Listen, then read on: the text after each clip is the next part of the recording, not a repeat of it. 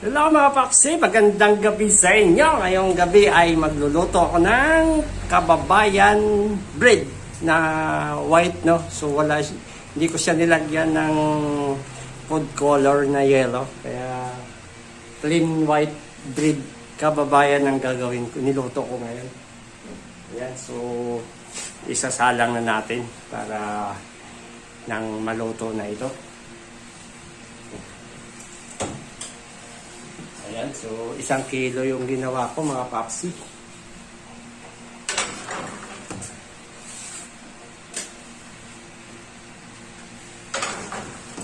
Ayan.